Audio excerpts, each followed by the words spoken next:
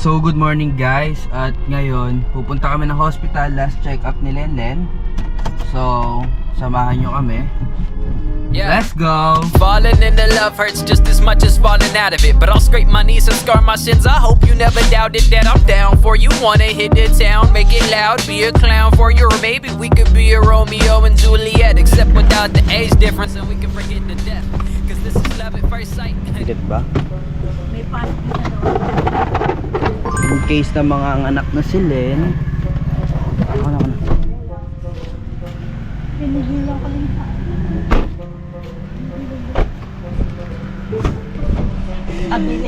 Sabi ni. Parang hindi to widescreen. Hindi ko winide. Hindi ko siya winide kasi pag winide ko siya, hindi, parang gusto ko yung ano, yung kahit GoPro yung gamit mo pero parang DSLR, alam mo yan. Kasi pag winide ko siya, malalaman nila na GoPro yung gamit. Kailangan. Diba? Kasi balang ano naman balang araw mapupunta rin yung gamit ng camera kay Harmony. Lahat ng gamit ko mapupunta kay Harmony. Pati yung music, yung sa music. Siyempre, siya Siya magmamana lahat. Kaya dapat i-impluensya ako sa music talaga. Paliwanag mo lang sa tayo pupunta. Yan, di ko mag-vlog tayo. Ang laki ng mukha ko. Oh, buntis ka, syempre. Kung mapangit ko. Hangin, ano ka ba? Lahat ng babae dumadaan sa ganyan pag nabubuhay. Ay, kung ganun. Pangit, tsaka. Kasi, Parang ito na kasi yung huling check-up ni Lenlen. Kasi pwedeng bukas, pwedeng sa makalawa, sa sunod sa makalawa, manganganak na siya. Kasi ang due date niya talaga, July 11. Ngayon, July 3 na. Nung 7 months pa lang yung baby namin, parang hindi na siya manganak. Nag-pre-labor, ano siya, pre-labor, ang tawag na? pre-labor. O basta, pre-labor term. Ayun, parang dahil doon sa condition na yun, pwedeng mapaaga yung labas ng baby namin, pwedeng sumobra ng 1 linggo, pero ang sabi ni doktora, malaki ang chance ang lumabas ng mapaaga. Tama na, Len? Sabi niyo. Ayun, so ayun, feeling ko ito na yung last check up niya. May tendency rin na hindi na kami pauwiin ngayon, pero wag naman sana kasi dala yung ano ko laptop ko.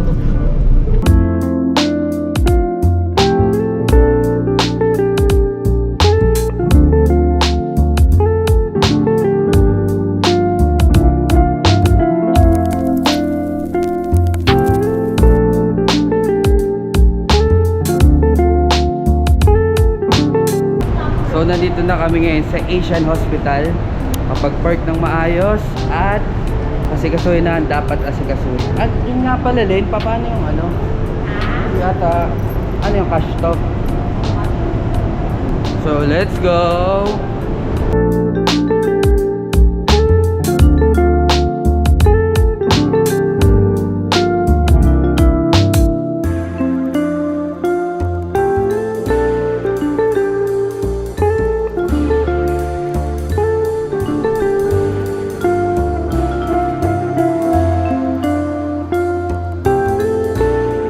A few inches later. Oh, saan tayo ba? Hindi ko ituturo kung nasan yung kotse natin. Oo. Ikaw ang bahalang humanap. O, saan? Nandun ko. Let's see. Makikita niya. Pero palagay ko malabo. Ay, nako! Let's see. Saan dito lab? Lalabas na si Harmonia. Kakaroon na naman ng spoiled na bata. Pag maitim siya, 3 years old pa lang, gluta ka na. Ito na ba yon? Oh my god, oh, hawak mo to. Let's go! Ay, sorry. Oo nga pala. Senior. Okay na na.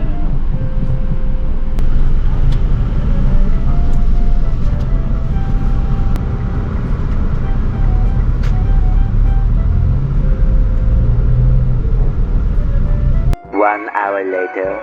So, kakain muna kami ng Jollibee ngayon dahil nakakaramdam na kami ng gutom. So hindi sponsored video to ah.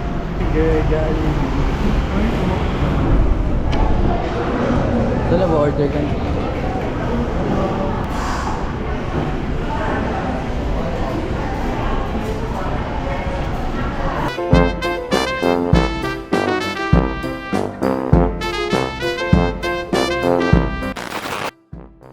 So ang last agenda, pauwi na ng bahay. At ano ba ang gagawin natin sa bahay lang? Tatrabaho. Trabaho na, back to reality. Sabi ko nga ano eh, ihatid lang kita sa hospital eh. Pero chinek ko naman yung ano namin. Chinek ko naman yung Webex namin. Wala namang mensahe sa akin. So kakagising lang ulit. Tapos ngayon, nagdesisyon kami na bumili ng crib ni Harmony. Sasama namin kayo sa aming lakad. So, ano pang hinihintay natin? Let's go! Kasi pwedeng bukas manganganak na labo. Oo, si Armin. Kawawa si Harmony. Hindi. Wala kang higa. Mag-share-share kami sa maliit na kama. Hoy, ano mag-share-share? Lalayas ka. O kaya mag-ano ko, uwi muna ako Maynila. Wow! Pwede naman. Diba? Yan.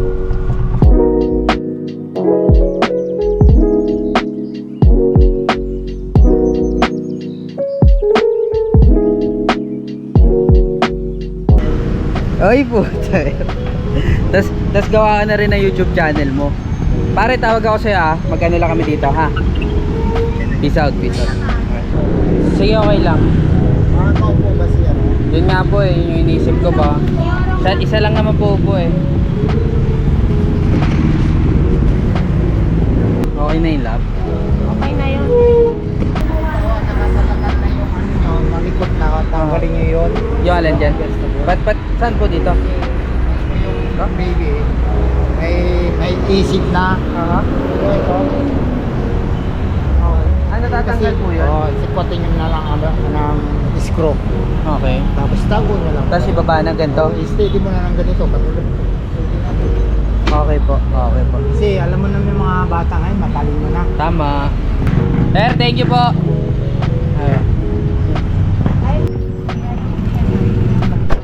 Thank you, Lola. Meron pala dyan natin. Ay, Lola. Oh, mama, lagyan natin ng varnish. Second stop, McDo. Let's go.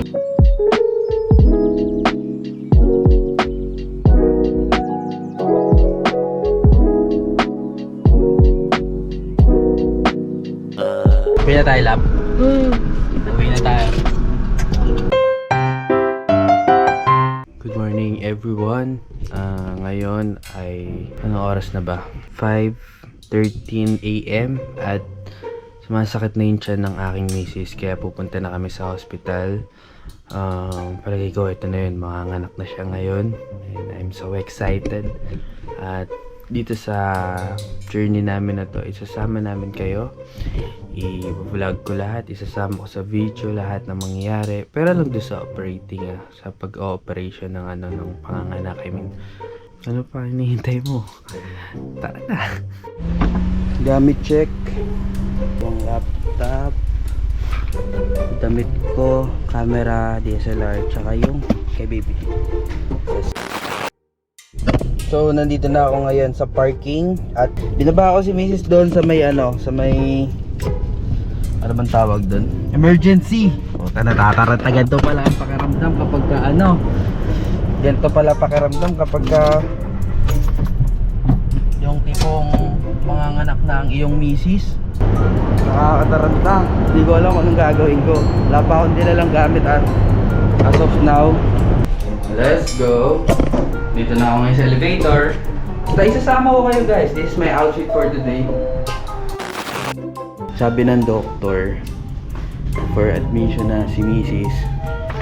Kasi ko lang yung papers. Ito, meron na siyang slip. Ayan. So, let's go. Ito ang room namin. Finally, meron na kaming room. Ayan. Dito siya higa. Tapos mga aparato. Dito kakabit. Ayan. So, ayan. Hello. Ayan. So, punta na natin ngayon si Lenlen. Let's go!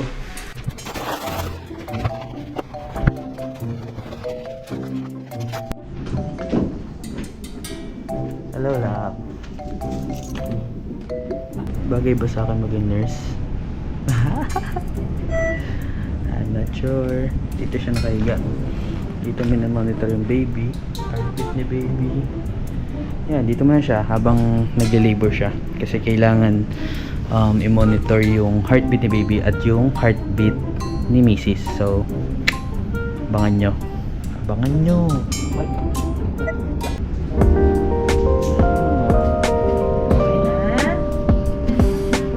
Nagdadilate yung cervix mo. Mababa siya. Meron kami nakasabay dyan sa sa labas. Ilang months na ba yung babae doon? Ay, hindi pala nandito ka. So, pinauwi. Yun yung parang... Normally kasi pag mga 1 cm, 2 cm, Tama. gano'n. Ibig sabihin, medyo matagal pa.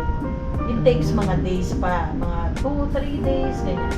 So, kung nagli-labor ka na kasi ng gano'n, wala kang gagawin dito. Mainip ka lang. Samantalang kung kunyari, pupunta ka 3 cm, 4 cm, at talaga nagda-delete na mas mabilis na right now, di ba? Ito po yung case Oo, niya po. okay. Hindi na siya pinapauwi. Ah. Kasi nga, kailangan mag-dilate na.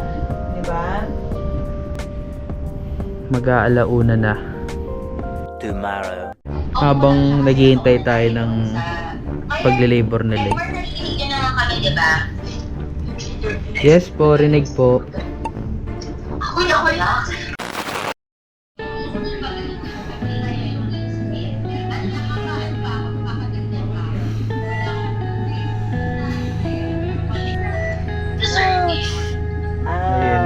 Ito inaay-ingay.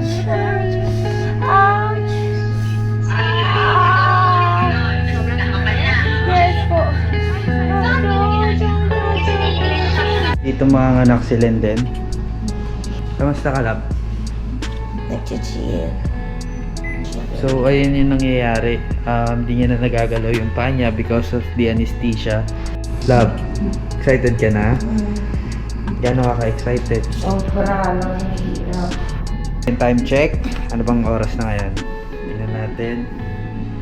4:27. So, dumating kami dito ng 6 until now. Hindi pa ako makain. Wala pang tubig. So, road to ano na to, Len? Road to cemetery na ako. Wala pa akong kain. Kung may dextrose ka eh. Hindi may dextrose ka eh. Ako wala talaga as in. Dalawa kami lang. Oh, ako isa lang ako. Harmony. Uulitin ko yung sasabihin ko kasi hindi ko na-play kanina. Pag napapanood mo to, sigurado matanda na kami. Ganito naghirap yung mama mo sa paglabas sa'yo. Kaya sana mahalin mo siya. Huwag kang pasaway. Kasi sobrang hirap po. Tingnan mo ko. Ayan o. Hindi niya na nga magalaw yung ano niya eh. Yung paa niya eh. Dahil may anesthesia.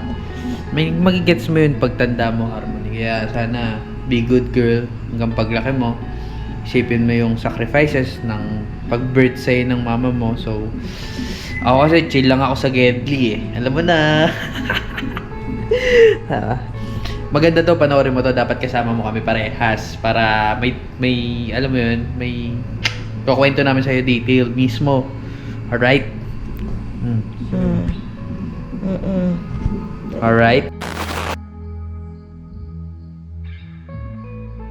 Time check 12:34 at sabi ng doktor iiri na daw si Lenden at lalabas na si baby. Let's go.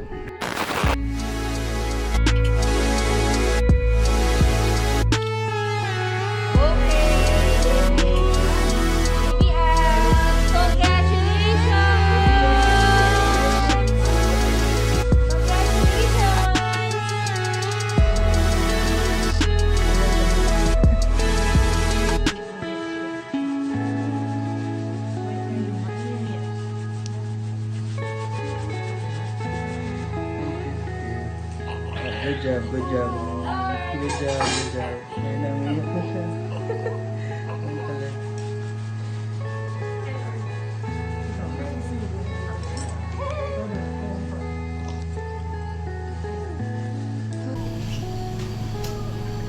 Presenta out po.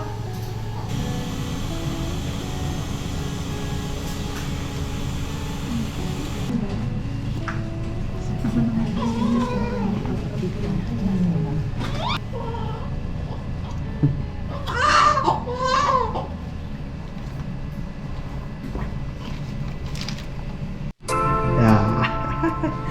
Harmony. Si Si Harmony. Hello, baby. Ano masasabi mo, love? Andiyan na si Harmony. Siya. Interview naman po natin ngayon si Harmony. Anong masasabi mo na nasa mundo ka na ng totoong mundo?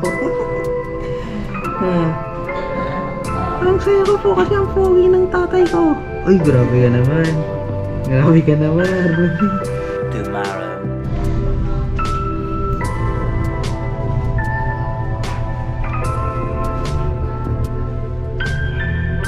Tapos ng painitan. Love. Kamusta ka?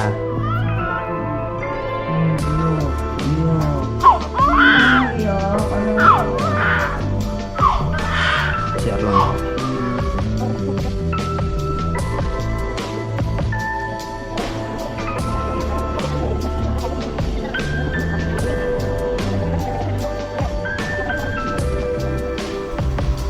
Boom! At nandito na kami ngayon sa bahay at huwag tayo maingay kasi natutulog ang aking anak.